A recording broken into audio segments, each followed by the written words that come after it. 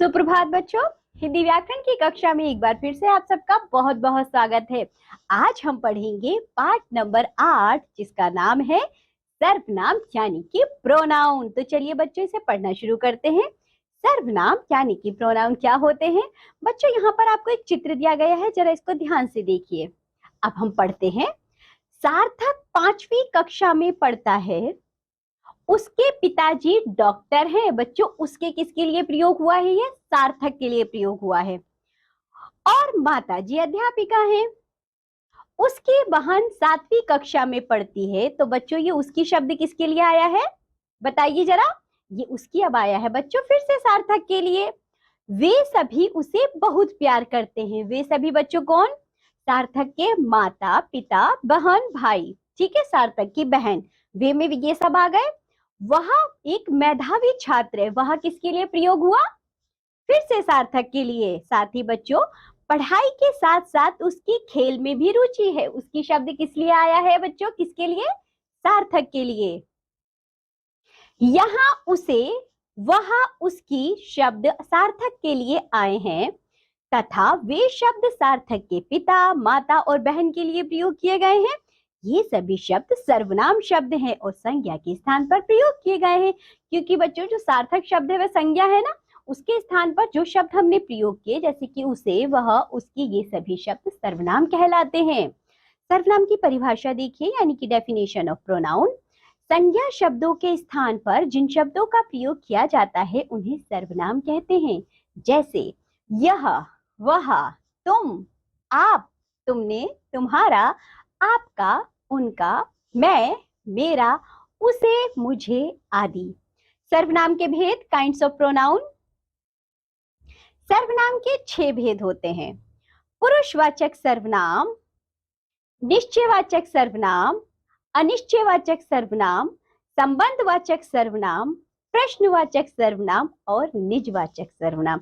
इसे एक एक करके पढ़ते हैं। पुरुषवाचक सर्वनाम यानी कि पर्सनल प्रोनाउन।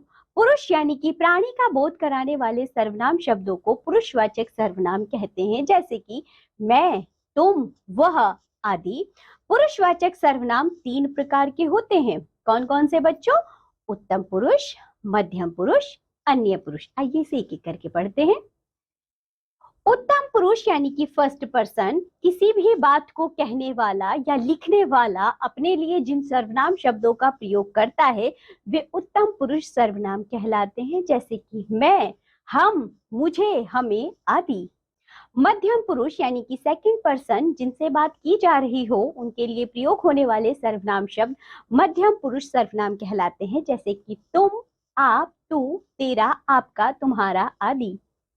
अन्य पुरुष यानी कि थर्ड पर्सन, जिनके विषय में बात की जा रही हो उनके लिए प्रयोग होने वाले सर्वनाम शब्द अन्य पुरुष सर्वनाम कहलाते हैं, जैसे कि वह, वे, यह आदि।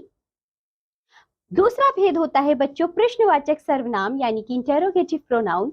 जिन सर्वनाम शब्दों का प्रयोग प्रश्न पूछने के लिए किया जाता है उन्हें प्रश्नवाचक सर्वनाम कहते हैं। जैसे आप किस स्कूल में पढ़ते हैं, आपके पिताजी का मोबाइल नंबर क्या है। यहाँ किस क्या सर्वनाम शब्दों के माध्यम से प्रश्न पूछा गया है, अतः ये प्रश्नवाचक सर्वनाम है। इसी प्रकार कुछ अन्य प्रश्नवाचक सर्वनाम है जैसे कि किन्हें, किसे, कहाँ, कब, किसका, किसको, कैसे आदि। तीसरा भेद है बच्चों सर्वनाम का निश्चयवाचक सर्वनाम यानी कि डेमोन्स्ट्रेटिव प्रोनाउन। जो सर्वनाम शब्द दूर अथवा निकट के किसी निश्चित व्यक्ति, वस्तु या स्थान के लिए प्रयोग में लाए जाते हैं उन्हें निश्चयवाचक सर्वनाम कहते हैं। जैसे यह मेरा स्कूल है, उसने गणित में 100 अंक प्राप्त किए, इसी लड़की ने विद्यालय में कविता सुनाई थी। तो बच्चों यह मेरा स्कूल है, उसने गणित में 100 अंक प्राप्त किए, यह हुआ, उसने हुआ, इसी लड़की हुआ। तो बच्चों ये जो शब्द हैं ये निश्चितता का बोध करा रहे हैं, इसलिए इसको निश्चित वाचक सर्वनाम कहेंगे। यहाँ उसने, इसी निश्चित संज्ञा के लिए प्रयोग में लाए गए हैं, इसलिए ये निश्चयवाचक सर्वनाम है। कुछ अन्य सर्वनाम जो किसी निश्चित संज्ञा का बोध कराते हैं इस प्रकार है, जैसे कि यही, इसी, इस, वह, उसने, उसको आदि। अनिश्चयवाचक सर्वनाम यानी कि इंडेफिनाइट प्रोनाउन ऐसे सर्वनाम शब्द जिनसे किसी निश्चित व्यक्ति या वस्तु का बोध नहीं होता अनिश्चयवाचक सर्वनाम कहलाते हैं। दूध में कुछ पड़ा है, किसी ने गीत गाया, कोई यहाँ आया था, कहीं से जलने की बदबू आ रही है। यहाँ कुछ, किसी, कोई, कहीं से किसी निश्चित वस्तु या व्यक्ति का बोध नहीं हो रहा है, अतः यह अनिश्चयवाचक सर्वनाम है। कहीं, कोई, किसी आदि अनिश्चयवाचक सर्वनाम है, क्योंकि बच्चों कुछ निश्चित नहीं है यहाँ, इसीलिए। अब देखिए संबंधवाचक सर्वनाम यानी कि रिलेटिव प्रोनाउन, जो सर्वनाम शब्द वाक्य में आए दूसरे सर्वनाम शब्द से संबंध स्थापित करते हैं, उन्हें संबंधवाचक सर्वनाम कहते हैं। जैसे, जो यहाँ आया था वह किसका पुत्र है, जिसको पैसा चाहिए वह परिश्रम करे।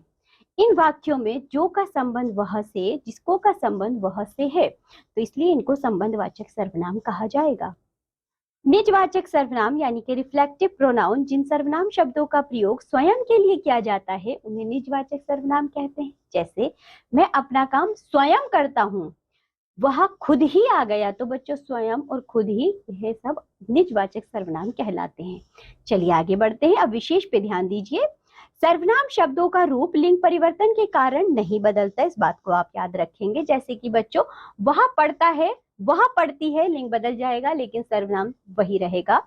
वचन एवं कारक के कारण सर्वनाम शब्दों का रूप बदलता है। जैसे कि बच्चों, वह खेलता है, हम वचन परिवर्तित करेंगे तो बच्चों वह के स्थान पर वे हो जाएगा, यानी कि सर्वनाम के बच्चों एक वचन और बहुवचन रूप होते हैं। ऊपर लिखे वाक्य में वचन परिवर्तन के कारण वह रूप परिवर्तित होकर वे हो गया है। अब देखिए, उसका क्या नाम है, उससे पुस्तक लाओ, इन दोनों में अंतर जानिए बच्चों। उसका क्या नाम है, यहाँ संबंध कारक है। बच्चों हमने कहा उसका क्या नाम है, यहाँ संबंध कारक है, क्योंकि का आ रहा है बच्चों, उसके साथ हमें इसका संबंध पता चल रहा है, तो का विभक्ति का प्रयोग हो रहा है। उससे पुस्तक लाओ, तो बच्चों पुस्तक उससे मंगाई जा रही है, तो यहाँ पर अपादान कारक का प्रयोग होगा। यहाँ ध्यान रखने योग्य बात यह है कि जिस कारक में सर्वनाम शब्द का प्रयोग होता है, उस कारक का चिन्ह सर्वनाम शब्द के साथ जुड़ने के अतिरिक्त सर्वनाम शब्द में अन्य परिवर्तन नहीं होता।